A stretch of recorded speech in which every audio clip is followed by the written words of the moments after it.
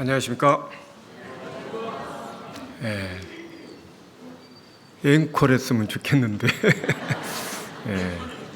찬양은 앵콜이 있지만 설교는 앵콜이 없죠. 아주 은혜로운 찬양을 불러주시는 우리 대우교회 찬양대 감사합니다. 함께 기도하겠습니다. 거룩하시고 자비로우신 우리 하나님 아버지, 우리를 사랑하시고 우리를 긍휼히 여기셔서 우리를 구원하시기 위하여 이 죄악된 세상에 오셔서 우리가 받아야 될 저주와 심판을 대신 받아주시고 십자가에서 흘려주신 그 고귀한 피로 우리의 모든 죄를 영원히 속죄해 주신 주님 앞에 감사와 찬양과 영광을 돌립니다. 주님의 보배로운 피로 구원받은 하나님의 자녀들을 오늘 주일을 맞이하여 한자리에 불러 모아주시고 주님의 말씀으로 또 함께 할 수 있도록 인도해 주시니 또한 감사를 드립니다.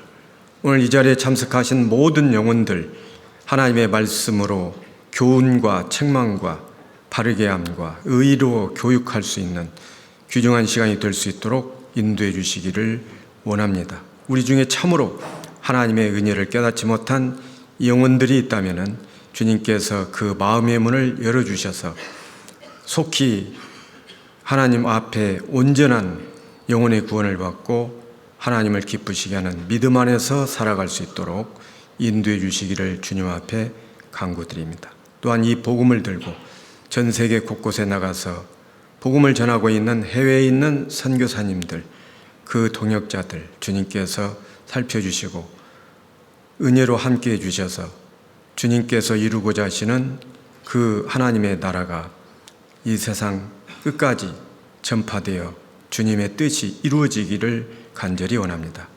오늘 우리에게 들려주시는 말씀을 통해서 모든 성도들이 또 다시 한번 마음을 일깨워서 더욱더 주님을 기쁘시게 하는 믿음 안에서 살 수 있는 귀중한 시간이 될 수 있도록 인도해 주옵소서. 함께하지 못한 식구들도 있사온즉 주님께서 그들을 살펴주시고 합당하신 은혜로 채워주시고 또 모이기를 힘쓰라고 하신 주님의 말씀 앞에 순종할 수 있는 마음도 갖게 해주시기를 간구드립니다. 부족한 입술을 단에 세우셨으니 그 입술을 주장하시고 듣는 각 사람들 마음을 주장하셔서 오직 하나님의 선하시고 온전하신 뜻만이 나타날 수 있도록 인도해 주옵소서. 마치는 시간까지 주 성령님께서 친히 인도해 주시기를 간절히 의지하오며 우리를 사랑하시는 주 예수님 이름으로 기도드렸습니다. 아멘. 다 같이 성경 마가복음 4장 찾겠습니다. 신약성경 마가복음 4장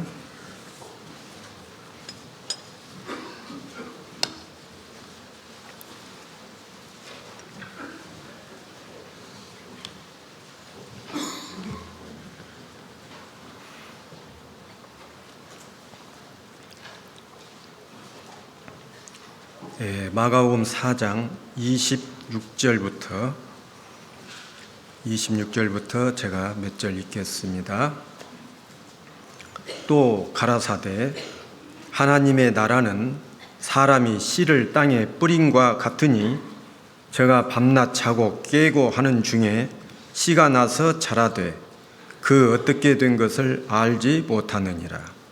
땅이 스스로 열매를 맺되 처음에는 싹이요 다음에는 이삭이요 그 다음에는 이삭의 충실한 곡식이라. 29절은 다 같이 읽어보십니다. 열매가 익으면 곧 낫을 대나니 이는 추수 때가 이르렀음이니라. 거기까지요. 우리 대우교회 형제 자매님들 그동안 평안하셨습니까? 오랜만에 뵙게 돼서 반갑습니다. 사람이 이 세상에 태어나서 창조주 하나님을 알고 예수 그리스도를 통해서 죄사함을 받고 구원을 받았다고 하는 것은 정말 놀라운 일이고 또 사람으로 태어난 인생의 목적을 달성했다고 볼 수 있습니다. 만약에 구원받지 못했다면 이 세상에서 모든 것을 다 얻었다 할지라도 몇십 년 후에 또는 몇 년 후에 이 세상을 떠날 때 그 죽음 앞에서 어디로 가야 할지를 알지 못하고 두려운 가운데서 죽음을 맞이하게 되면은 영원한 불못, 지옥이 있다고 하나님 말씀하셨는데 그 사실을 모르고 살다가 죽는 사람들 너무너무 안타깝죠. 하나님은 모든 만물을 만드실 때에 보이는 것과 보이지 않는 것을 만드셨습니다. 보이는 것보다도 보이지 않는 것이 훨씬 더 많죠. 보이는 것은 잠깐 있다가 없어집니다. 우리의 몸도 우리 눈에 보이는 이런 건물도 잠깐 있다가 없어져요. 그러나 보이지 않는 것은 영원하고 완전하다고 그랬습니다. 고린도후서 4장 18절에 보면 우리의 돌아보는 것은 보이는 것이 아니요 보이지 않는 것이니 보이는 것은 잠깐이요 보이지 않는 것은 영원함이니라 라고 말씀하셨는데 이 보이는 세상에서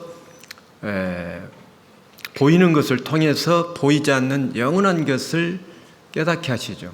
우리가 구원받기 전에는 이 세상이 전부라고 생각했고 죽으면 모든 것이 끝난다라고 생각했지만은 그러나 하나님이 사람에게 주신 이 성경 말씀을 배우면서 성경이 사실이라는 것을 확실히 믿게 됨으로 인해서 사람도 보이는 몸이 있고 보이지 않는 영혼이 있고 몸은 잠깐 있다 흙으로 돌아가고 영혼은 반드시 하나님을 만나야 되는데 하나님께로 돌아가야 되는데 문제는 육신을 입고 이 세상에 사는 동안에 참으로 하나님의 은혜를 깨닫고 구원을 받아서 하나님 앞에 서는 사람이 있는가 하면은 자기 영혼에 대한 관심이 없이 이 세상 보이는 것을 쫓아 살다가 죽음을 맞이해서 영원한 멸망으로 가는 사람들이 있습니다.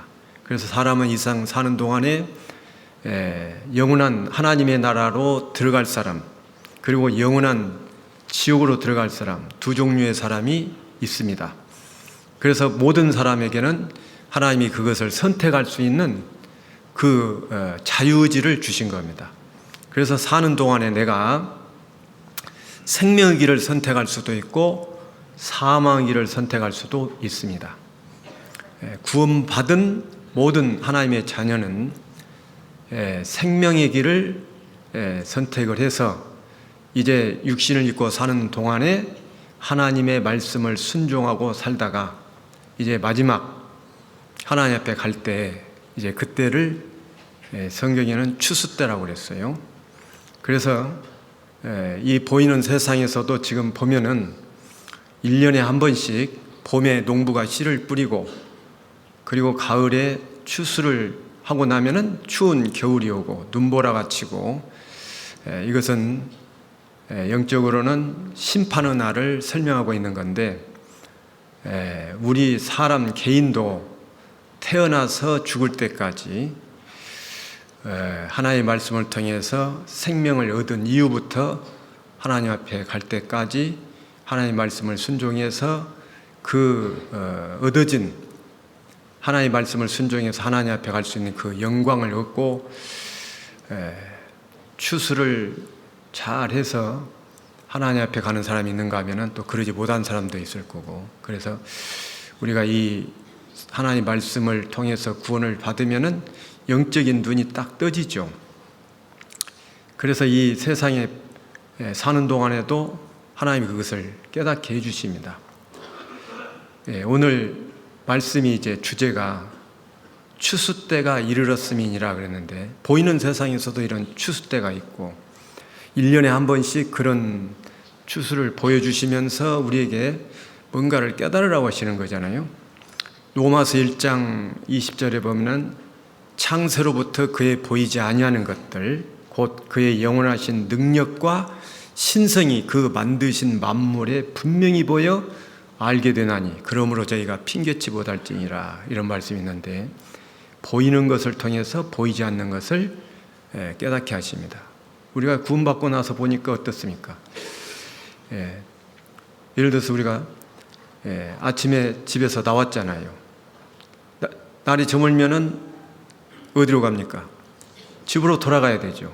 날마다 집에서 나왔다가 날이 저물면 집으로 돌아가는 연습을 하죠. 그걸 통해서 우리에게 깨닫게 하시는 것은 뭡니까? 우리 인생의 날도 저물게 되면은 이제 집으로 돌아가야 하는데, 이 세상에 있는 집은 잠깐 있다 없어질 집이고, 하나님이 예비하신 집은 영원한 집이고, 그래서 우리의 장막집이 무너지면 손으로 지은 집이 아닌 하나님이 지으신 영원한 집이 우리에게 있는 줄 아나니, 그런 말씀을 하셨는데, 못 깨달으면 그런 것도 이제 모르고 사는 거죠, 이제. 그래서 집이라고 하는 것도 사람이 이 세상에 살면서 집을 준비하려고 그렇게 애를 쓰는데, 그 집은 영원한 집이 아니에요. 잠깐 있다 없어지는 집이요.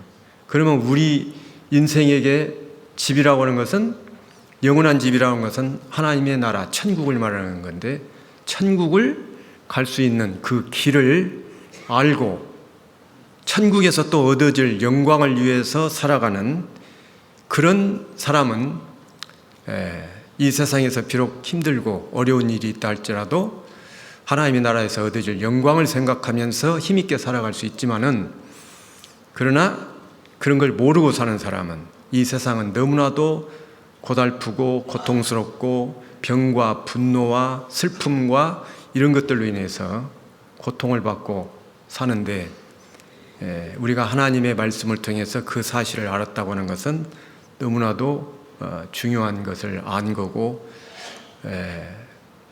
하나님 앞에 정말 감사한 마음을 갖지 않을 수가 없는 겁니다. 맞습니까? 뭔 말인지 잘 모르겠는 사람은 이제 눈이 안 떠진 사람입니다. 그래서요, 이 추수도 마찬가지입니다. 추수도 마찬가지예요. 그래서요, 지금 우리가 이제 오늘 읽었던 말씀 중에 26절에 보면은, 하나님의 나라는 사람이 씨를 땅에 뿌린 것 같다. 사람이 땅에다가 씨를 뿌린 것 같다. 주로 이제 씨를 뿌리는 사람은 농사 짓는 농부가 씨를 뿌리죠. 지금은 문화가 발달되고 산업이 발달되었으니까 그러지만은, 역사를 거슬러서 뒤로 후퇴해 가면은, 옛날에는 주로 이제 1차 산업인 농경 사회였습니다. 그래서 대부분의 사람들이 이제 봄이 되면은 씨를 뿌리고, 그 씨가 싹이 나면은 그 싹을 잘 자라게 해서 여름 동안에 그 농부가 수고하고 김을 매주고 그 약을 해주고 해서 가을에 농부가 얻고자 하는 것은 뭐냐면은, 식물 같으면은 그 곡식, 가수 같으면은 열매. 그러니까 열매를 얻기 위해서 씨를 뿌리는 거죠. 씨를 뿌려서 농부가 수고를 했는데 추수 때 그 열매가 없다, 알곡이 없다. 그러면 농부는 슬퍼하죠. 그러나 알곡이 많이 거둬지게 될 때 농부는 이제 기쁨이 있습니다. 그런 걸 통해서 우리에게 영적으로 설명해 주시는 것은, 역시 마찬가지로 하나님은 인류 역사상에 계속해서 씨를 뿌리는 거예요.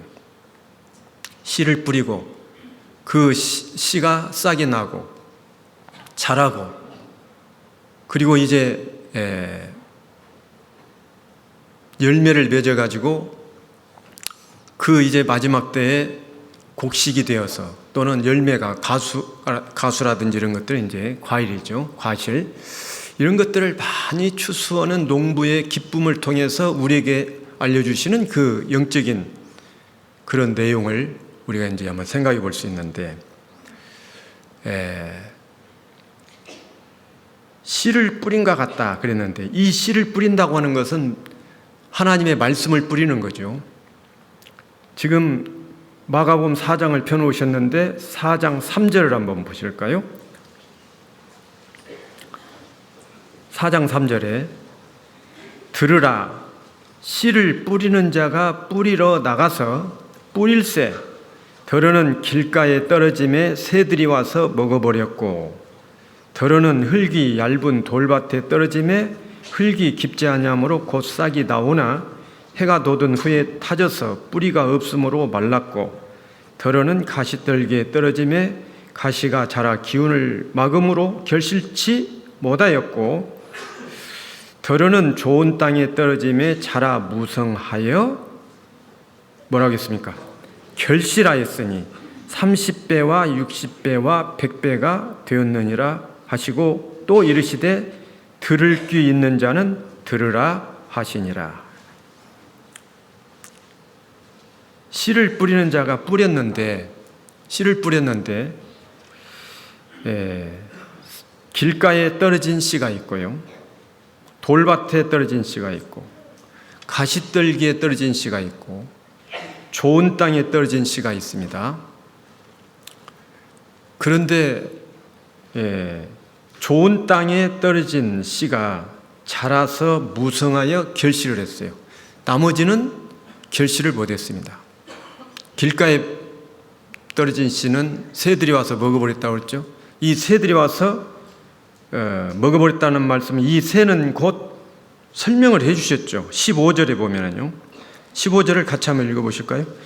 말씀이 길가에 뿌렸다는 것은 이들이니 곧 말씀을 들었을 때에 사단이 즉시 와서 저희에게 뿌리온 말씀을 빼앗는 것이요.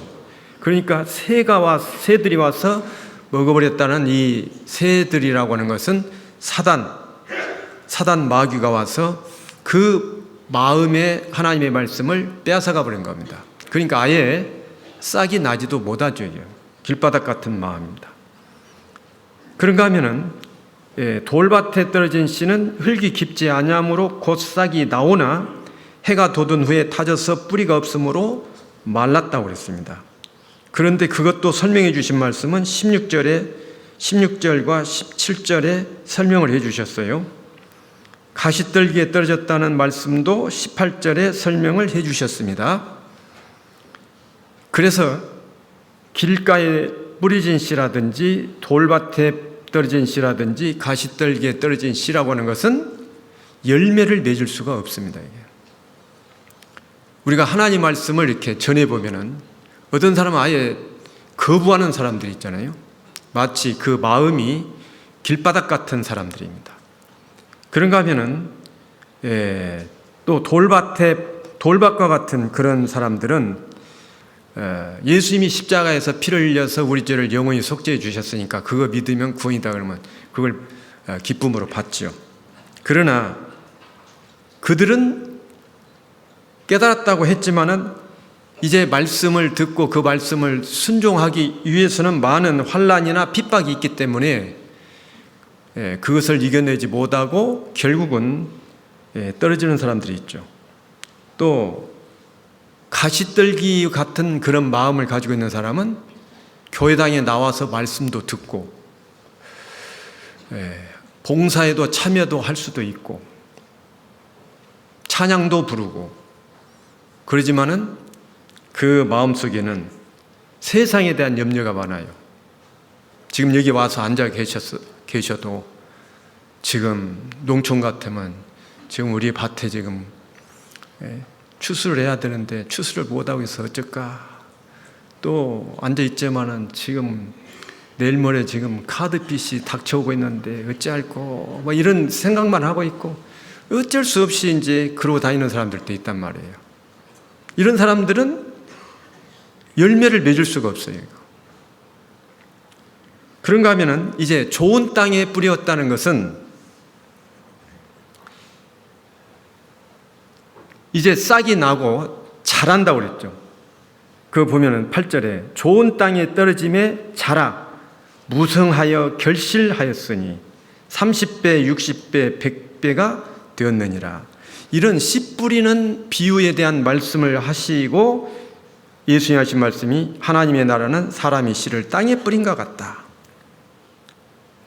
그러면서 제가 밤낮 자고 깨고 하는 중에 씨가 나서 자라되 그 어떻게 된 것을 알지 못하느니라. 그리고 28절을 한번 보세요. 28절 땅이 스스로 열매를 맺되 처음에는 싹이요 다음에는 이삭이요 그 다음에는 이삭의 충실한 곡식이라. 처음에는 싹이요. 싹이라고 하는 것은 생명의 시작입니다. 식물이든 동물이든 생명의 시작이 있죠. 씨를 뿌려서 싹이 난다고 하는 것은 생명의 시작입니다. 그런데 이 농부는 씨를 뿌리든 또는 나무를 심든 과실을 얻기 위한 건데, 그 옛날 농사 짓는 사람들이 훨씬 더 마음이 하나님께로 더 향해져 있고, 농사가 잘 되고 못 되고 하는 것도 농부의 노력도 필요하지만은, 그러나 하나님이 기본적으로 주시는 햇볕과 공기와 물과 이런 것들이 없이는 농사가 될 수가 없습니다. 그래서 옛날에는 비가 내리지 않으면 반드시 하나님께 그 기우제를 지내기도 하고, 농사를 지어서 곡식이 풍성하면은 하나님께 감사하는 그 추수 감사 제사를 지냈습니다. 우리나라 같으면은 옛날 부족국가 시대에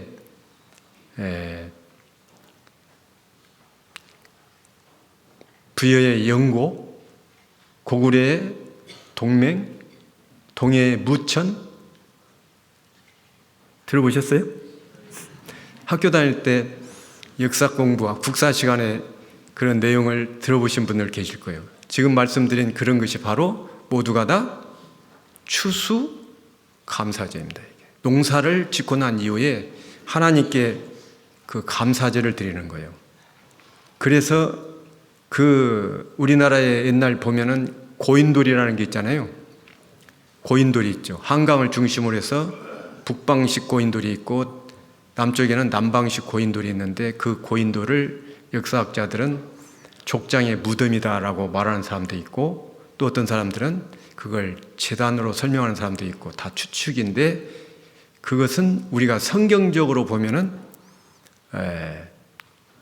주로 이래 그 북방식 같은 경우는 그 위에다가 재물을 이렇게 놓을 수 있는 그런 그 제단과 같은 그런 생각을 해볼 수가 있어요. 그래서 부족국가 시대에 그런 하나님께 감사하는 그 제사를 드린 적이 있어요. 그리고 이 기독교 국가인 미국과 같은 나라도 추수 감사제라고 하는 생스 기빙스 데이라고 하는 그런 행사를 하지 않습니까? 그러니까 옛날에 농사 짓던 시대의 사람들은 하나님께로 향하는 그런 마음이 많이 있었단 말이에요. 농사 짓는 사람들이 성경을 몰라도 하나님 계신다는 것을 믿는 사람이 많아요.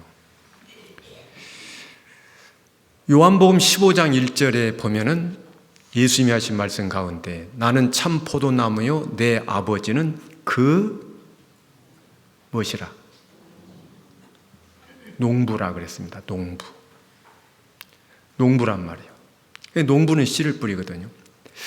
그런데 그 씨를 뿌려서 싹이 난다라고 하는 것이 가장 중요한데, 생명의 시작인데, 마귀는 그 싹이 나는 것에 대해서는 그냥 어물쩍 넘어가고 그 싹이 나지 못하도록 하여간 하나님 믿는다고 교회 다니는 사람들 가운데 그 영혼의 탄생, 생명의 시작, 여기에 대해서는 별로 관심이 없고, 교회당에 들어간 날부터 다 하나님의 택한 백성이 되었다고 하고 기도하고 찬송하고 구제하고 그 의식에 참여하고 그러는데, 성경은 가장 중요한 것이 뭐냐면은 생명의 시작입니다. 반드시 하나님 말씀을 듣는 가운데에서 하나님의 살아계심, 성경이 사실인 것이 믿어져야 돼요. 요한복음 1장 1절에 보면은 태초에 하나님이 계시니라 그랬습니까? 말씀이 계시니라 그랬습니까? 말씀입니다. 이 말씀이 하나님과 함께 계셨으니 이 말씀은 곧 하나님이시니라. 말씀이 곧 하나님이시거든요. 그렇기 때문에 말씀을 소중하게 여기고 말씀 앞에서 순종하고자 하는 그런 사람이야말로 참 하나님을 믿는 사람들이고, 말씀과 관계없이 종교 의식에 참여하고 모임에 참여하고 봉사하는 데 열심하고 그런다면 그건 뭔가 잘못되어 있죠. 먼저는 말씀으로 확실히 생명이 탄생되고 그 은혜에 보답하는 마음으로 하나님의 교회 안에서 봉사하는, 그게 중요한데, 그 탄생, 생명의 시작이 잘못되어 있는 그런 사람들도 상당수가 있습니다. 무엇보다도 중요한 것은 생명의 시작, 처음에는 싹이요. 반드시 씨는 심겨진 그대로 그 씨 속에 있는 그 DNA 그대로 탄생되게 되어 있어요. 콩 심은 데는 뭐가 나요? 콩이 납니다. 팥 심은 데는요. 그게 진리예요, 사실은.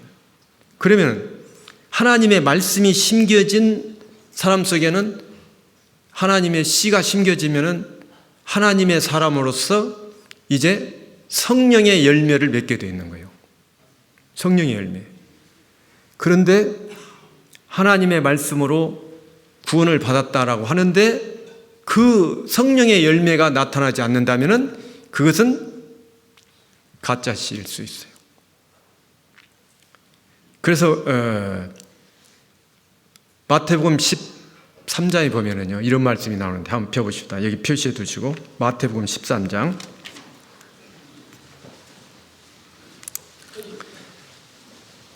마태복음 13장 24절 보겠습니다.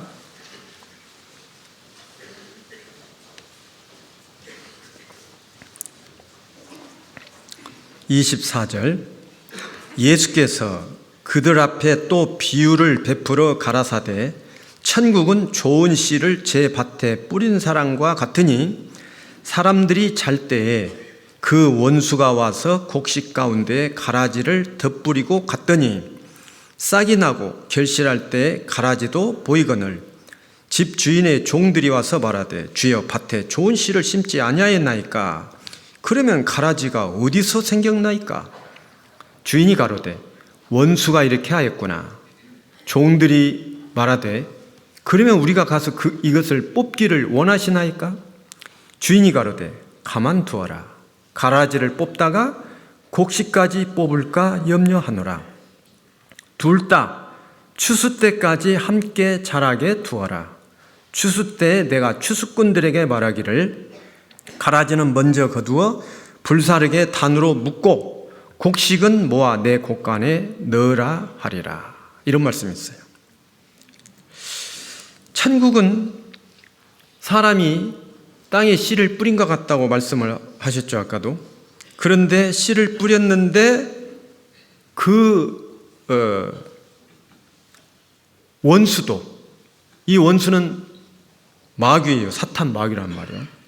마귀도 하나님 말씀을 들을 때 마귀도 그 사람에게다가 그 마귀의 말을 역사하게 한단 말이죠. 그래서 하나님의 말씀과 마귀의 말이 그 사람 속에서 역사를 할 때 하나님의 말씀을 붙잡고 하나님 말씀을 따르면은 그 사람은 생명의 길을 가지만은, 그런데 마귀의 말을 따라요. 지금까지 마귀 역사 속에서 살던 사람이 그 마귀의 말을 붙잡고 있으면은 하나님의 말씀을 들어도 깨닫지 못하고 또 교회를 다닌다 할지라도 그 사람 속에 그 하나님의 씨가 심겨지지 않았고 가라지로서 함께 섞어져 있다고 말이죠. 그런데 이제 그 가라지를 뽑기를 원하시나이까? 그러니까 주인이 가로되 가만두어라. 가라지를 뽑다가 곡식까지 뽑을까 염려하노라. 그러면서 추수 때까지 함께 자라게 두어라 라고 말씀하셨어요. 그러니까 구원받은 사람들 가운데에서도 가라지,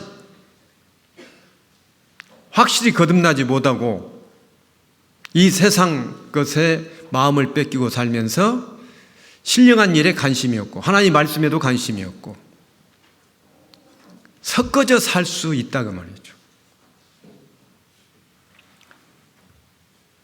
무엇보다도 중요한 것은 생명의 시작, 싹입니다. 이게 가장 중요한 것이죠. 그래서 골로새서 1장 6절에 보면은 이 복음이 이미 너희에게 이름에 너희가 듣고 참으로 하나님의 은혜를 깨달은 날부터 너희 중에서와 같이 또한 온 천하에서도 열매를 맺어 자라는도다. 이런 말씀이 있죠. 이 복음이 이미 너희에게 이름에, 복음은 씨입니다. 씨. 하나님이 씨를 뿌리는 거예요.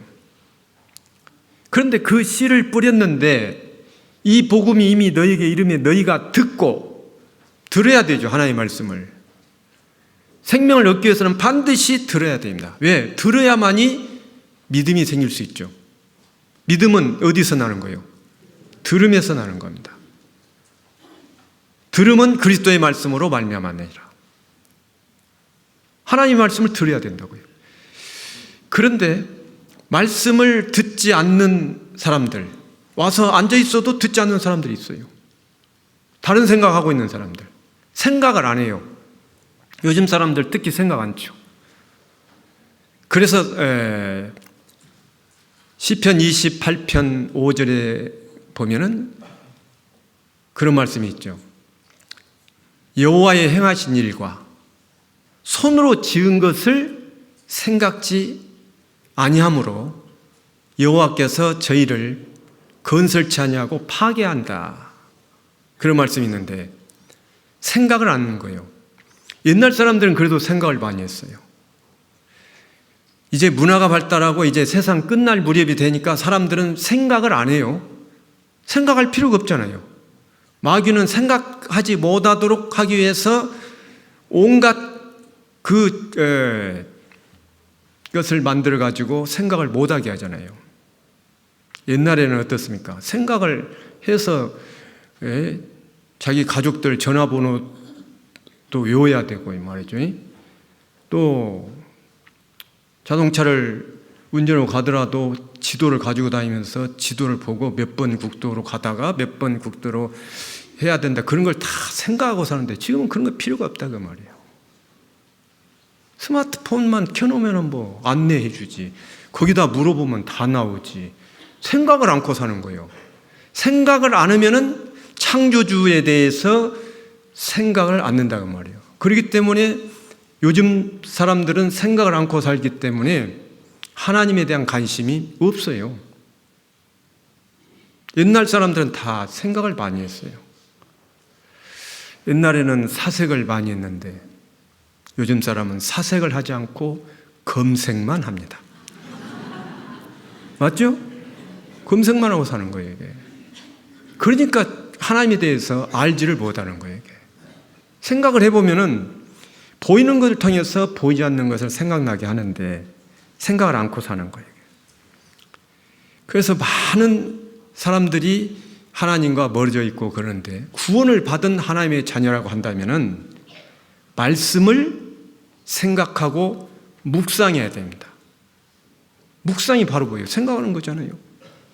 묵상하지 않으면은 성경을 아무리 읽어도 하나님의 뜻이 무엇인지 알지 못하고 자기 뜻대로 행하는 경우가 많습니다. 그래서 가장 중요한 것은 생각을 해보고 내가 무엇을 붙잡아야 될 것인지, 하나님의 말씀을 붙잡아야 될 것인지, 마귀의 말을 붙잡을 것인지. 그래서 하나님의 말씀을 붙잡고 그리고 하나님의 그 뜻대로 땅끝의 모든 백성아 나를 앙망하라. 그리하면 구원을 얻으리라. 구원을 얻으리라. 그래서 그 구원을 받고 싹이 나야 돼요. 처음에는 싹이요. 다음에는 이삭이요. 이삭은 싹이 나서 자라야 됩니다. 싹이 나서 자라지 않으면은 이삭이 될 수가 없잖아요. 아까 골로새 1장 6절 그랬잖아요. 이 복음이 이미 너에게 이름에 너희가 듣고 참으로 하나님의 은혜를 깨달은 날부터 생명의 시작이죠. 날부터.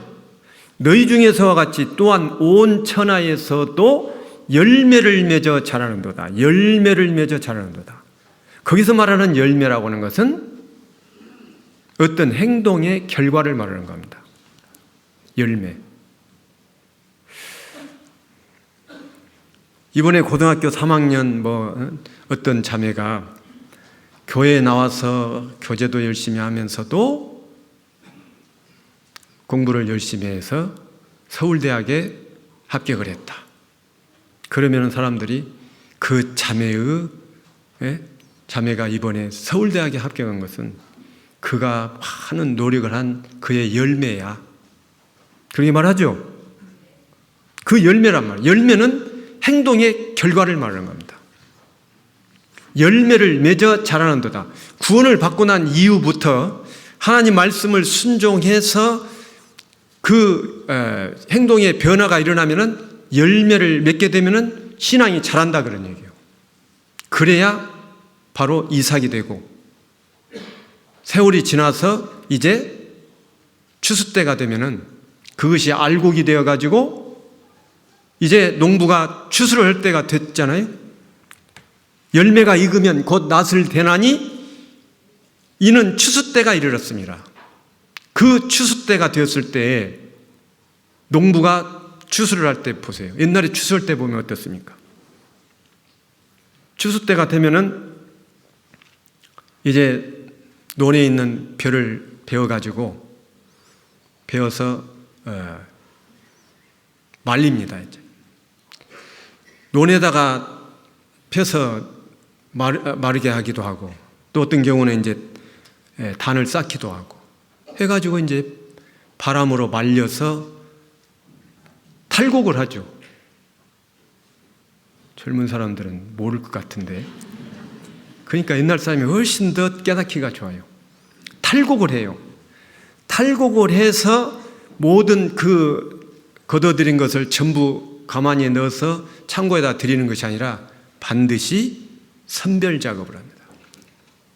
탈곡을 해가지고 바람 부는 날, 옛날엔 전부 자연을 이용하잖아요. 바람 부는 날 농부가 이때 딱 그 곡식을 쌓아둬가지고 그놈을 전부 이제 바가지나 이런 데를 들어갖고 바람 불면 이렇게 쫙 떨어뜨리죠? 떨어뜨리면은 알곡은 직선으로 떨어지죠. 쭉정이는 어떻게 떨어져요? 옆으로. 바람 부니까 옆으로. 그래 알곡만 직선으로 떨어져요. 그러면 그 알곡을 모아서 가만히 담아서 창고에다 드립니다. 그런 걸 통해서 또 성경은 뭐라고 말씀하시느냐? 손에 키를 들고 자기의 타작마당을 정하게 하사 알곡은 모아 곳간에 들이고 쭉정이는 꺼지지 않는 불에 태우시리라. 마태복음 3장 12절에 그런 말씀이 나와 있죠. 손에 키를 들고, 키라는 게 뭐예요? 키. 자동차 키? 뭐예요 이게? 전라도에서는 치라고 하던데 치. 여기서는 뭐라고 합니까? 치라고 해요? 키. 이게 까부는 거 있잖아요 이거. 그러니까 이 알곡과 쭉정이를 갈라내려면 키질을 한단 말이에요. 키질을 하면은 이제 알곡은 안으로 들어오고 쭉정이는 밖으로 나가죠. 그런데 키질을 하다가 반 쭉정이 전부 내보내려면은 키질을 하는 사람이 탁 놓았다가 착 잡으면 어때요? 반 쭉정이 전부 다 날아가 버려요. 알곡은 안으로 들어오고 쭉정이는 밖으로 나갑니다. 그러니까 하나님도 씨를 뿌려가지고 이제 추수 때가 되어가지고 알곡과 쭉정이를 갈라내기 위해서 가끔 한 번씩 교회마다 바람을 한 번씩 샥 부는 경우가 있어요. 바람 불면은 쭉정이들은 나가 떨어집니다. 바람 불 때 건축 바람도 불고 또 큰 봉사 바람도 불고, 또 이단 바람도 불고, 그 바람이 불 때 알곡들은 안으로 자꾸 들어와요. 그런데 쭉정이들은 다 흩날려 버립니다. 겨같이 날아가 버리는 거예요. 그 추수 때 그런 작업을 가끔 하시면서 마지막 추수 때가 되면은 이제 알곡을 쫙 모아드리는데요. 그래서 성경에는 알곡과 쭉정이, 곡식과 가라지, 양과 염소 딱 분류를 했어요. 마태복음 3장에는 알곡은 모아 곡간에 들이고 쭉정이는 꺼지지 않는 물에 태우신다고 그랬죠. 그런가 하면 아까 보셨던 마태복음 13장 24절에 나와 있는 곡식과 가라지, 곡식과 가라지, 그 다음에 양과 염소, 마태복음 25장 펴보십니다. 마태복음 25장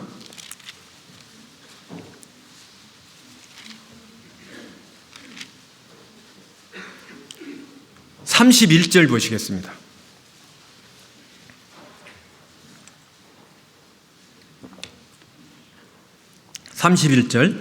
인자가 자기 영광으로 모든 천사와 함께 올 때 자기 영광의 보좌에 앉으리니 모든 민족을 그 앞에 모으고 각각 분별하기를 목자가 양과 염소를 분별하는 것 같이 하여 양은 그 오른편에 염소는 왼편에 두리라.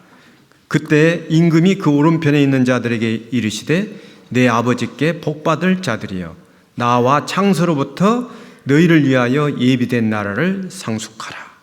그러니까 양과 염소, 양이나 염소는 섞어져서 이렇게 같이 지내면은 되게 비슷비슷해요. 소리도 비슷비슷해. 그런데 성질이 완전히 다릅니다. 양과 염소는 성질이 다르죠. 양은 아주 순하고 염소는 고집, 그리고 뿔로 가끔 받아 이렇게. 양과 염소가 있어요. 교회 가운데에도 있습니다, 그게. 그런데 추수 때가 되면 전부 다 갈라냅니다. 분별이 된단 말이죠. 그래서 무엇보다도 우리가 하나님의 말씀 앞에서 우리들 각자의 그 믿음이 하나님의 말씀 앞에 정말 맞는 믿음인지를 항상 점검해 봐야 돼요. 너희가 믿음에 있는가 너희 자신을 시험하고 너희 자신을 확정하라. 예수 그리스도께서 너희 안에 계신 줄을 너희가 스스로 알지 못하느냐. 그렇지 않으면 너희가 버리운 자니라. 그래서 이제 싹이 나고 자라고 내가 확실한 하나님의 자녀로서 열매를 맺어 자란다라고 하는 그런 말씀처럼 이제 우리가 살고 있는 이 2024년이라고 하는 이 시기는 하나님 보실 때 거의 끝나가고 있는 마지막 추수 때인데, 추수 때에 구원받은 하나님의 자녀들은 또 추수를 하기 위해서 씨를 뿌려야 됩니다. 하나님의 말씀을 전해야 된다고 말이죠. 그 하나님의 말씀을 전하는 일꾼들이 너무너무 적다는 거예요. 그래서 예수님 오셨을 때에도 예수님이 그런 말씀을 하셨는데, 마태복음 9장을 한번 펴보십니다.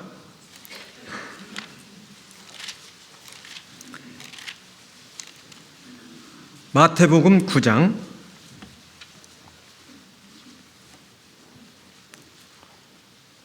37절 38절 38절 함께 읽어보십니다. 이에 제자들에게 이르시되 추수할 것은 많되 일꾼은 적으니 그러므로 추수하는 주인에게 청하여 추수할 일꾼들을 보내어 주소서 하라 하시니라. 예수님 오셨을 당시에도 추수할 것은 많되 일꾼은 적으니, 추수할 것이 많다고 했어요. 예수님이 추수할 것이 많다라고 하신 이 말씀은 뭘 말씀하실까요? 요한복음 4장에 보면은 예수님이 그 사마리아 여자를 우물가에서 전도할 때에 그 사마리아 여자가 예수님의 말씀을 듣고 구원을 받고 그 동네로 들어가서 와봐라 전도했잖아요. 그 동네 사람들이 밭으로 이렇게 쏟아져 나오는 그 사람들을 보시고 예수님이 하신 말씀이 눈을 들어 밭을 보라 희어져 추수하게 되었노라 그런 말씀하셨어요. 그래서 그 추수라고 하는 것은 이 세상에 살고 있는 모든 사람들의 그 영혼을 하나님이 독생자를 보내가지고 2000년 전에 온 세상 사람들의 죄를 없이 하게 하는 구원을 다 해놓으셨잖아요. 그리고 그 내용을 성경에 기록하시고 성경 말씀을 듣고 그 말씀을 받아들이고 믿기만 하면은 누구든지 구원받을 수 있도록 다 해놨단 말이에요. 씨를 뿌려놨어요. 그리고 우리는 그 말씀을 전해서 그들이 구원을 받게 되면 그것을 거두는 거예요. 씨를 뿌리는 자와 거두는 자가 있다고 했습니다. 추수 때는 우리는 거두는 자가 됩니다. 그 추수할 일꾼이 있어야 되는데 일꾼이 너무 적다는 겁니다. 지금도 마찬가지예요. 성경은 진리이기 때문에 옛날이나 지금이나 똑같아요. 말씀이. 옛날에도 추수할 것은 많은데 일꾼은 적었어요. 지금도 마찬가지입니다. 지금도 일꾼이 너무너무 적어요. 우리가 지금부터 한 30년 전, 지금부터 30년 전으로 거슬러 올라가면은 우리가 이제 뭐 하계 수양이라든가 이런 걸 할 때 수양회를 하려면 어떻게 수양회를 합니까? 학교 운동장에다가 천막을 치고, 그리고 그 천막 안에서 말씀을 듣고 했던 시절이 있었죠? 오래되신 분들은 아시죠? 특히 우리 교회는 강주농고 그 학교 운동장에서 오랫동안 수양회를 했는데 그 수양회를 할 때 제가 이제 그 강주 교회에 있었는데 2주 전부터 수양회 시작되기 2주 전부터 그 일을 합니다. 강당 지어야 되죠. 식당 만들어야 되죠. 화장실 만들어야지. 침례장 만들어야지. 그걸 누가 다 합니까? 그거 전부 그 지역에 살고 있는 형제자매들이 그걸 합니다. 낮에는 사람이 없으니까 밤에 주로 직장 끝나고 와서 그 건물을 짓는데 운동장에 전기 시설이 없으니까 자동차 헤드라이트를 다 켜놓고 그 저녁 내 그 강당을 만들고 식당을 만들고 화장실 만들고 다 한단 말이에요. 그렇게 수고하는 사람들이 있었죠. 만약에 지금 그거 한다고 하면은 대구 어디 학교 운동장 빌려갖고 대구교회가 중심이 돼서 한다면은 할 수는 있겠죠. 그러나 옛날과 같이 그렇게 많은 사람들이 참여하지 못할 거예요. 추수할 것이 엄청 많죠. 일꾼이 너무 적습니다. 연말인데 2025년도 임원 선정했어요? 벌써 했군요. 네. 어떤 사람들은 내년에는 못하겠어요. 그런 분들도 있죠. 물론 어떤 사정이 있어서 그런 얘기 할 수 있겠죠. 그러나 하나님이 쓰시겠다고 하면은 그대로 순종하고 나갈 때 그 사람에게 주는 하나님의 영광이 있습니다. 우리가 하나님의 말씀을 순종해서 신앙생활하는 가운데에서 신앙이 성장되고 열매를 맺기 위해서는 자기의 계획보다도 하나님의 계획을 더 중요시 여겨야 돼요. 힘든 가운데서 주님의 일을 했을 때 주님이 우리에게 약속하신 말씀이 있어요. 그리고 믿음의 선진들은 자기의 육신적인 것보다도 하나님의 일을 위해서 자기의 육신의 편안함을 거절하고 더욱더 주님을 위해서 수고하고 고생한 그 믿음의 선진들이 있었기 때문에 그 복음이 우리에게까지 전해졌고 우리가 구원을 받을 수 있었죠. 구약시대에는 모세, 신약시대에는 바울사도. 그래서 히브리서 11장 믿음장이라고 하는 그곳에 보면은 모세는 바로의 공주의 아들아 칭함을 거절하고 도리어 하나님의 백성과 고난받기를 잠시 죄악의 낙을 누리는 것보다 더 좋아하고 그리스도를 위하여 받는 능력을 애굽의 모든 보화보다 더 큰 재물로 여겼으니 이는 뭘 바라보입니다. 상주심을 바라보는 그 상이라는 게 영광입니다. 바로의 공주의 아들로 있었으면 편안하게 살 수 있었죠. 고생 않고. 그런데 그것을 버리고 하나님의 백성, 이스라엘 백성과 함께 고난받기를 잠시 죄악의 낙을 누리는 것보다 더 좋아했다고 했어요. 왜 그랬어요, 그게? 왜 그랬죠? 믿음 때문에 그런 거예요. 그래서 제일 앞에 믿음으로 모세는 장성하여 바로의 공주의 아들아 칭함을 거절하고 그 믿음이 어떻게 생기는 거냐? 말씀을 들었기 때문인 거예요. 그러면 그 모세는 누구에게 말씀을 들었습니까? 자기 어머니 요게벳에게 말씀을 들었던 거예요. 바로가 이스라엘 아이들, 남자 아이들 낳으면 다 죽이라고 했잖아요. 그런데 그 어머니가 믿음으로 아이를 키우다가 이제 아이가 커서 울음소리가 크니까 갈대 상자에다가 아이를 넣어가지고 나일강에 띄웠죠. 그런데 바로의 딸 공주, 그 공주가 나일강에 나왔다가 그 모세를 건졌습니다. 자기 아들로 삼았어요. 그리고 유모를 구했는데 그 유모가 누구냐면은 요게벳이요. 그 친어머니가 유모로 들어간 거예요. 그러면서 계속해서 하나님 말씀을 전했죠. 너는 유대인이다. 너는 하나님의 자녀다. 그 말씀을 듣는 가운데 믿음이 생겼던 겁니다. 믿음은 들음에서 나는 거예요. 말씀을 듣지 않으면 구원을 받은 사람도 세상으로 나갈 수밖에 없습니다. 그 믿음으로 교회 안에서 봉사하고 이 마지막 때 추수 때에 그 일꾼으로 일하는 그 일꾼들이 많을 때에 추수를 많이 하죠. 지금은 추수 때예요. 그런데 그 추수 때에 관심이 없는 사람들, 추수 때에 관심이 없는 사람들이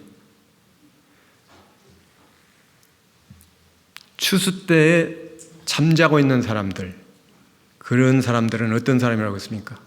부끄러움을 끼치는 아들이라고 했죠. 거기에 관심 없고 게으른 사람들에게 그들에게 교훈하기 위해서 하나님이 만드신 계미가 있어요. 계미. 잠언 6장 6절에 보면 게으른 자여 계미에게로 가서 그 하는 것을 보고 그 지혜를 배우라. 계미는 두령도 없고 주권자도 없고 관역자도 없으되 먹을 것을 여름 동안에 예비하며 추수 때에 양식을 모으느니라. 추수 때에 양식을 모으느니라. 추수 때 양식을 모은다는 말이 무슨 말입니까? 추수할 때 양식을 많이 모아들인 사람은 추운 겨울날에 걱정할 게 없죠. 이 세상에서도 그러는데 그 성경에서 말씀하시는 그 추수 때라는 것은 그런 추수 때도 물론 맞겠습니다만은 그러나 그보다도 지금 거의 끝나가고 있는 역사의 마지막 시대에 추수 때인데 추수 때 양식을 모은다. 양식이 뭐예요? 양식이. 이 세상에서 먹을 양식입니까?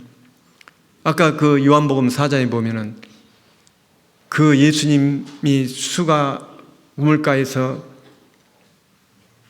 전도하고 있을 때 제자들이 먹을 것을 그 마을로 먹을 것을 구하러 갔었죠. 갔다 왔습니다. 그러니까 예수님이 제자들에게 나는 너희가 알지 못하는 먹을 양식이 있느니라. 그러니까 누가 먹을 것을 갖다 드렸는가 그랬죠? 그런데 예수님이 말씀하신 먹을 양식이라는 게 뭐였습니까? 뭐였어요? 전도하는 일이었습니다. 전도하는 일. 그러니까 추수 때 양식을 모으는 자라는 것은 이 마지막 때에 죽은 영혼들에게 말씀을 전해서 구원받게 하는 전도하는 일이라고요. 그 전도하는 일에 관심이 없는 사람들, 게으른 자들이죠. 그리고 그들은 하나님 뵀었을 때 부끄러움을 당할 겁니다. 그래서 이 잠언 6장의 계미를 통해서 우리에게 그 말씀을 하셨는데요. 자, 잠언 10장을 한번 펴보십니다. 잠언 10장.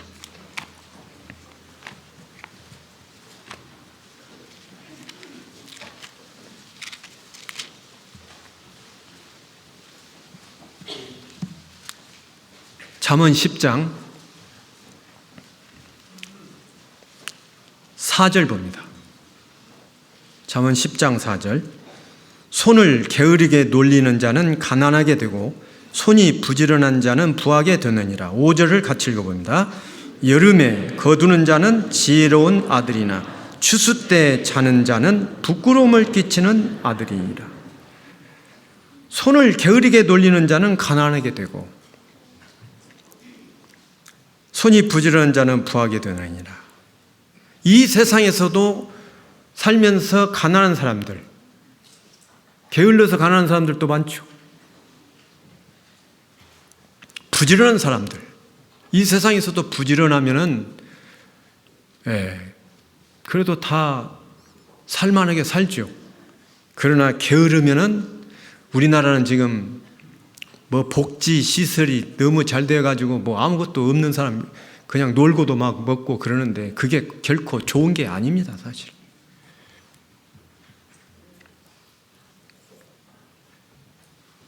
게으르고 일하지 않는 사람들은 하나님 뭐라고 말씀하셨어요? 먹으라고 했어요? 먹지도 말게 하라고 했어요. 먹지도 말게. 그냥 일한 만큼 주신단 말이에요. 그 여름에 거두는 자는, 여름이라고 하는 것은 추수 때를 말하는 거란 말이에요. 이스라엘 팔레스타인 지방은 여름에 추수를 하잖아요.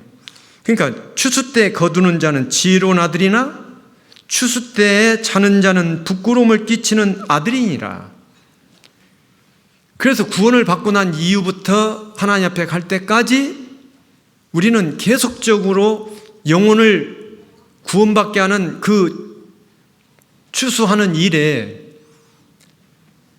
구원받은 사람들이 연합을 해가지고 교회 안에서 이 씨를 뿌리는, 복음을 전하는 그 일을 해야 된다 그 말이죠. 특히 이 마지막 때, 추수 때에 그 일을 해야 되는데 그 일꾼들이 너무 적다고 한탄하셨습니다. 그런데 이 씨를 뿌릴 때 복음을 전하기 위해서 복음 전하는데 그렇게 쉽지 않죠. 복음을 전하면은 쉽게 받아들이는 사람도 있지만 어떤 사람은 몇 번을 얘기해도 말도 안 듣고 또 어떤 사람은 그런 말 하려면 우리 집에 오지도 말라 그런 얘기하는 사람이 있고 남 같으면 그냥 포기해버리고 싶지만 자기 가족이기 때문에 계속적으로 싫다고 해도 전하는 사람들이 있지 않습니까? 그래서 그 씨를 뿌리러 나갈 때 눈물을 흘리며 씨를 뿌린다고 했어요. 눈물을 흘리며. 시편 126편을 한번 펴보십니다. 시편 126편.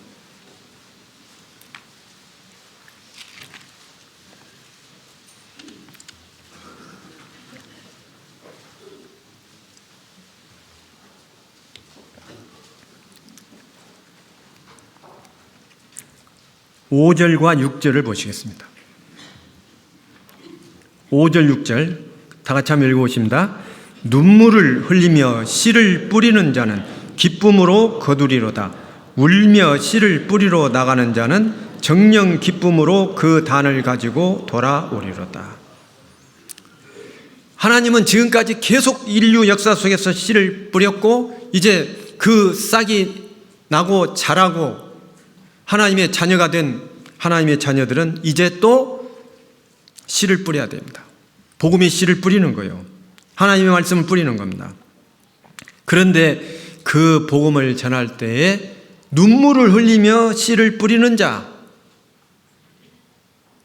전도하기 위해서 얼마나 많은 눈물을 흘린 사람들이 있다는 거 아세요? 자기 가족을 전도하기 위해서, 자기 아버지를 전도하기 위해서, 자기 어머니를 전도하기 위해서 거절당하고 돌아올 때 많은 눈물을 흘리고, 그랬다가 또 가서 전하고 또 거절당하면 눈물을 흘리며 돌아오고, 그러기를 여러 번 하는 가운데에서 이제 그 구원을 받았을 때 그 기쁨이라는 것은 이루 말할 수가 없죠. 눈물을 흘리며 씨를 뿌리는 자는 기쁨으로 거두리로다. 울며 씨를 뿌리러 나가는 자는 정령 기쁨으로 그 단을 가지고 돌아오리라. 그래서 바로 전도해가지고 바로 구원받아도 물론 기쁘지만은 몇 년 동안 전도해가지고 구원을 받았다. 그랬을 때 그 기쁨이라는 것은 엄청 크죠.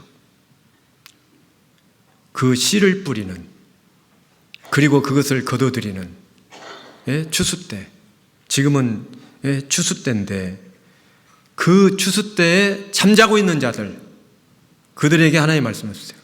추수 때 잠자는 자는 부끄러움을 끼치는 아들이니라. 더군다나 우리 시대에는 너무너무 사람들이 강팍하고 하나님의 말씀에 관심이 없고, 그런데 그럴지라도 하나님의 말씀을 순종하고 있는 그 일꾼들은 계속해서 말씀을 전합니다. 우리가 여름에 하계 수양회 때 전 교회가 연합을 해서 갈릴리 수양관에 데려다가 놓고 구원받게 하기 위해서 많은 사람들이 수고를 하지 않습니까? 이 전도는 혼자 하는 게 아니거든요. 사실 교회가 하는 거거든요. 교회가 하나가 되어가지고 그 복음을 전하기 위해서 모든 형제자매들이 하나가 되는, 연합하는 그 교회를 하나님이 아름답게 보시잖아요. 시편 133편에 형제가 연합하여 동거하며 어찌 그리 선하고 아름다운고. 형제가 연합하여, 이 형제 자매들이 그 복음을 위해서 연합을 한다는 것은 각자 개개인의 주장이나 자기 의견이나 이런 거 없이 오로지 이 씨를 뿌려서 싹이 나게 하고 하나님의 자녀가 되게 하기 위해서는 모든 성도들이 연합을 해야 되거든요. 마음을 같이 하고 뜻을 같이 해야 되거든요. 그런데 거기에 관심이 없다. 그러면은 이제 마지막 추수 때가 되어가지고 하나님 앞에 섰을 때에 부끄러움을 당하는 그런 그리스도인들이 있을 거란 말이에요. 반드시 회개를 하게 돼 있어요. 회개라는 것은 계산한다 그 말이에요. 그 마태복음 25장에 보면은 어떤 주인이 그 타국에 갈 때 그 재능대로 5달란트, 2달란트, 1달란트를 주고 내가 돌아올 때까지 장사하라 그랬죠. 장사. 그런데 돌아와서 회개를 하는데 5달란트 받은 사람은 5달란트를 남겼고 2달란트 받았던 사람은 또 2달란트를 남겼고 1달란트 받았던 사람은 그것을 땅에다가 묻어두었다가 그 주인 돌아왔을 때 1달란트를 그대로 보였습니다. 그때 그 주인이 뭐라고 말씀하신지 알죠? 장사해서 배로 남긴 사람들에게는 착하고 충성된 종아 칭찬받았죠? 그런데 1달란트를 땅에다가 묻었다가 수건에 쌓아두었다가 받은 것을 나에게 준 1달란트를 그대로 주었을 때 뭐라고 말했어요? 악하고 게으른 종아. 그것을 은행에다가 두었으면은 별이라도 받았지 왜 땅에다가 묻어두었냐고 책망받는 그런 내용이 나오죠. 장사를 한다. 장사해서 남긴다고 하는 것은 주님의 말씀을 순종하고 살아서 그 주님의 뜻이 무엇인지를 알고 복음 전하는 일에 힘쓰고 수고하고 눈물을 흘리며 씨를 뿌리러 다녔고, 그리고 많은 형제 자매들을 돌아보고 그런 일을 한 사람들, 그런가 하면 아무런 관심도 없이 그냥 구원만 받고 이 세상에다가 마음을 뺏기고 살았던 그런 사람들 책망받는단 말이에요. 지금은 추수때입니다. 추수때가 이르렀어요. 그래서 이 추수때에 복음 전하는 그 일을 위해서 우리가 해야 될 일이 있죠. 우리가 교회에서 전도 집회를 한다 그러면 모든 사람들이 마음을 같이 해야 돼요. 그리고 거기에 참여해야 돼요. 봉사하는 사람도 있고 헌금하는 사람도 있고 많은 사람들이 연합을 해야 돼요. 그 연합을 할 때 하나님이 역사를 하시는 겁니다. 지금은 추수때란 말이에요. 이 추수때에 정말 나는 잠자고 있는지 깨어 있는지, 하나님의 말씀을 읽고 암송하고 하지만은 생각을 하지 않으면은 내가 지금 올바른 길을 가고 있는지 그릇된 길로 가고 있는지 알 수가 없습니다. 지금 우리가 하나님 말씀인 성경을 자꾸 읽고 묵상하고 그 말씀대로 살려고 힘써야 됩니다. 영혼 구원은 거저 받지만은 생활 구원은 힘써야 되는 거예요. 지금은 마지막 시대, 추수 때입니다.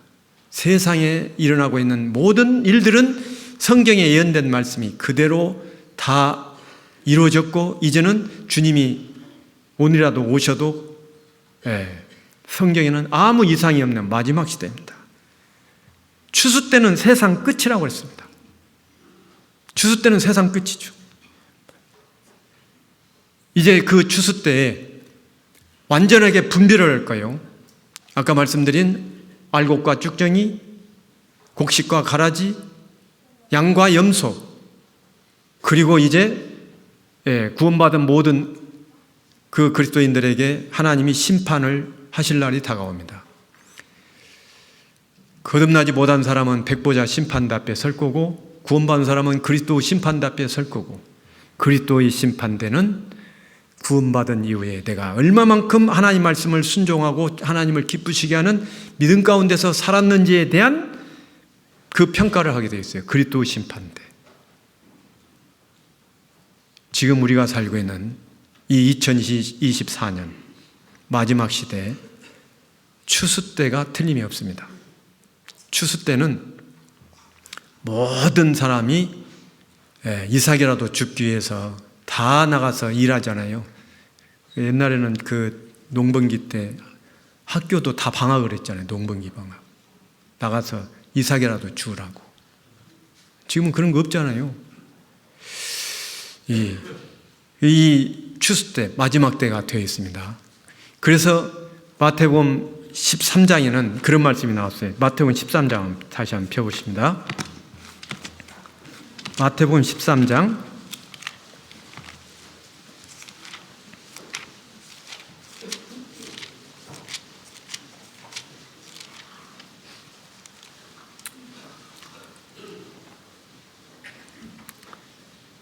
마태복음 13장 37절 보겠습니다. 13장 37절. 대답하여 가라사대 좋은 씨를 뿌리는 이는 인자요 밭은 세상이요 좋은 씨는 천국의 아들들이요 가라지는 악한 자의 아들들이요 가라지를 심은 원수는 마귀요. 그 다음에 같이 읽어봅니다. 추수 때는 세상 끝이요 추수꾼은 천사들이니 그런즉 가라지를 거두어 불에 사르는 것 같이 세상 끝에도 그러하리라. 추수 때는 세상 끝이요 추수 때가 이르렀음이라. 끝이 다가오고 있다 그런 얘기요. 그래서 이 마지막 때에 그 세상 끝에는 반드시 의인 중에 섞어져 있는 악인도 갈라낸다고 그랬죠. 49절에 보면 세상 끝에도 이러하리라. 천사들이 와서 의인 중에서 악인을 갈라내어 풀무불에 던져 넣으리니 거기서 울며 이를 갈미 있으리라. 이런 말씀을 보면은 우리가 그 이스라엘 백성이 저 애굽에서 나올 때도 섞인 무리가 있었고, 그들은 항상 원망하고 불평하고 모세를 비방하고, 예수님의 12 제자 가운데도 예수님을 팔아먹은 가룟 유다 같은 사람이 있고, 7 집사들 가운데 니골라 같은 사람도 있고, 그래서 이 교회 안에는 반드시 하나님의 역사를 반대하는 그 가라지 같은, 쭉정이 같은, 염소 같은 그런 사람들이 섞여져 있어요. 섞여져. 교회는 전부 천사들만 있는 게 아니에요. 교회는 섞어져 있어요. 그렇기 때문에 하나님의 말씀을 통해서 말씀대로 살지 않고 말씀대로 말하지 않으면은 이상히 여겨야 돼요. 이상히 여겨야 돼. 하나님의 씨가 뿌려져 가지고 그 싹이 나고 자라고 성령으로 싹이 나서 성령으로 사는 사람은 성령의 열매를 맺게 되어 있다고 말이죠. 성령의 열매. 그 성령의 열매가 뭡니까? 사랑과 희락과 화평과 오래 참음과 자비와 양성과 충성과 온유와 절제. 그 9가지 열매가 있단 말이에요. 그런데 그 성령의 씨가 심겨지지 않고 마귀가 뿌린 그 나쁜 씨가 심겨져 있으면은 항상 반대하고 불평하고, 그리고 그 양들에게 상처를 주고, 염소가 양을 찌르고 받고 하는 것처럼.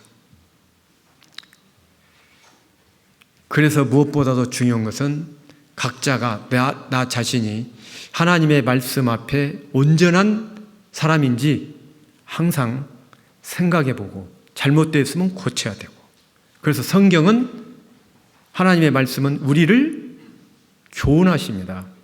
모든 성경은 하나님의 감동으로 된 것으로 교훈과 책망과 바르게 함과 의로 교육하기에 유익하다고 그랬어요. 그래서 어떤 때는 책망을 받기도 하고 교훈해 주시기도 하고, 그 성경 말씀을 쫓아서 살고자 하면 바른 길로 갈 수 있어요. 그런데 성경을 멀리하면 바른 길로 못 가요. 하나님의 말씀, 이 세상은 캄캄한 세상이죠. 그런데 하나님의 말씀은 내 발의 등이고 내 길의 빛이다가 말입니다. 그래서 이 주일날만 와서 말씀 듣고 한 주일 동안은 말씀도 안 듣고 교제도 않고, 그리고 세상 사람들과 어울려 살다가 또 주일 되면 왔다 갔다 하는 그런 종교적인 습관에 의해서 종교 생활하는 그런 사람들은 고쳐야 돼요. 날마다 성경을 읽고 묵상하고, 예수님이 말씀하신 대로 사람이 떡으로만 살 것이 아니요 하나님의 입으로 나는 모든 무엇으로 살 것이니라. 그렇죠. 말씀으로 살 것이니라. 말씀으로 산다는 것은 말씀을 순종하는 거예요. 말씀으로 산다는 것은. 그래서 이 보이는 세상에서 이루어지고 있는 이 추수 때마다 꼭 우리가 영적인 것을 생각해 봐야 됩니다. 1년에 한 번씩 추수라는 걸 보여주시고, 또 1년에 한 번씩 그 기업이나 뭐 회사나 이런 데 보면은 회계년도 계산을 해가지고 뭐 영업이익이 얼마고, 순이익이 얼마고 전부 실적을 발표하잖아요. 그런 것처럼 우리도 1년에 한 번씩 영적으로 우리의 실적 계산을 해봐야 된다고요. 그래서 금년에는 얼마의 이익을 냈는지, 장사를 잘 했는지. 장사 못한 사람이 많을 거요? 그러면 이제 25년도에 장사 계획을 잘 세워야 되죠. 그래서 연말연시를 또 하나님 주신 거예요. 참, 그러니까 하나님은 은혜의 하나님이셔. 지금까지 못 살았으면은 다시 새롭게 살 수 있는 기회를 주시는 것이 바로 뭐예요? 연말연시예요. 이제 새해부터는 내가 잘 한번 살아봐야 되겠다 해가지고 새롭게 시작할 수 있는 기회를 주시잖아요. 그런데 벌써 시작 곧 하죠. 네. 그래서 이 보이는 세상에서 하나님이 우리에게 그 추수하는 것뿐만 아니라 새롭게 시작할 수 있는 그런 것도 주시고, 생각해 보면 모든 것이 다 은혜입니다. 사실은 은혜예요. 육신적으로 고통받고 힘들고 그랬을지라도 지금까지 지내온 것 주의 크신 뭐죠? 은혜니라. 은혜 아닙니까? 그래서 우리 대우교회 모든 형제자매님들이 이런 연말 연시에 추수 때도 생각해보고 또 계산하는 것도 생각해보고, 예? 또 새롭게 어떤 그 변화를 가져올 수 있는 그런 시간을 계산해 볼 수 있는 그런 시간이기 때문에 추수 때가 이르렀습니다. 오늘 다 잊어버려도 제목이라도 암송하고 가셔요. 오늘 뭐요? 제목이 뭐요? 추수 때가 이르렀습니다. 추수 때가 이르렀으면 추수를 해야 되겠어요? 안 해야 되겠어요? 해야 되죠. 추수 때 잠자는 자는 부끄러움을 끼치는 아들이라고 했어요. 다 잊어버려도 그것만 기억하고 가셨으면 좋겠습니다. 기도하겠습니다. 자비로우신 하나님 아버지, 우리에게 이 성경을 주신 것을 감사합니다. 오늘 추수 때가 이르렀음이라는 말씀을 생각해 보았습니다. 보이는 세상에서 추수하는 것을 통해 영적인 것을 생각해 하신 주님, 우리 모든 형제 자매님들에게 교훈해 주시고 책망해 주셔서 앞으로 또 주님을 기쁘시게 하는 믿음 안에서 살 수 있는 형제 자매님들이 될 수 있도록 도와주시고 인도해 주시기를 원합니다. 우리 대우교회 모든 형제 자매님들이 기도하고 있는 기도의 내용이 하나님 앞에 상달되어 모두가 다 이루어질 수 있도록 도와주시고, 또 주님이 원하시는 복음의 씨를 뿌리는 그 일에도 모든 성도들이 연합해서 대우교회를 통해서 하나님의 영광이 나타날 수 있기를 원합니다. 오후에 있을 모든 시간도 주님의 자비로운 능력의 손길에 의지하오며 우리를 사랑하시는 주 예수님 이름으로 기도드렸습니다. 아멘.